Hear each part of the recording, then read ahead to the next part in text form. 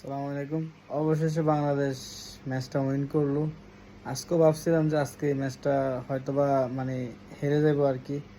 মানে এতই কষ্ট লাগছিল, যে জায়গায় 170 রানে 8 উইকেট, সে জায়গায় 170 রান থেকে মানে খুবই কাছে চলে গেছিলো, মানে খুব ভয় পাইছিলাম।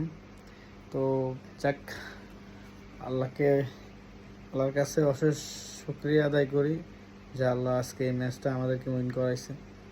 আমি আজকে সাথে সাথে উইন করার লগে লগে আসলে এমন বড় একটা চিল্লাইছি, এমন বড় একটা শব্দ করছি, সাথে সাথে সেজদা করছি, আল্লাহর প্রতি শুকরিয়া আদায় করছি। মানে এই ম্যাচটা আসলে মানে কি হয়ে যেত, মানে আমি আসলে কল্পনাও করতে পারতেছি না।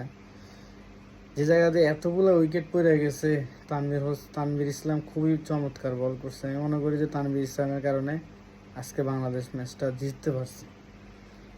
এই যে দৈনিক রিয়ান আগে, ওর একটা না, দু তিনটা লাইফ ছিল। মুস্তাফিজের ওভারে একটা, তারপরে শামিনের ওভারে, মানে কয়েকটা চান্স মিস করছে।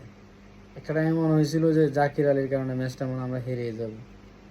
তো কংগ্রেচুলেশন বাংলাদেশ টিম, তানজিম সাকিব। এখন আমার তো লাগতেছে যে অলরাউন্ডার মতন ওর ব্যাটিং স্টাইল ভালো আছে, বোলিং অলরাউন্ডার। তবে যদি আরও যদি পরিচর্যা করে, ইনশাআল্লাহ বাংলাদেশের ভালো একটা অস্ত্র হবে। তো বাংলাদেশের টিমকে অনেক অনেক অভিনন্দন, শুভেচ্ছা। ইনশাআল্লাহ থার্ড যে ম্যাচটা হবে, আল্লাহ যেন আমরা উইন করতে পারি ইনশাআল্লাহ। যেটা এখন সিরিজটা এখন বেঁচে আছে আর কি, সবাই প্রত্যাশাই করবো। তো আজকে ম্যাচটা জিতছে, খুব ভালো লাগছে। সারাদিন কাজে ছিলাম, ব্যস্ত ছিলাম, দিন শেষে ম্যাচটা জিতছে, এই কারণে অনেক শান্তি লাগতেছে। তো আপনারা কেমন উপভোগ করছেন খেলাটা জানাবেন। ওকে, আসসালামু আলাইকুম।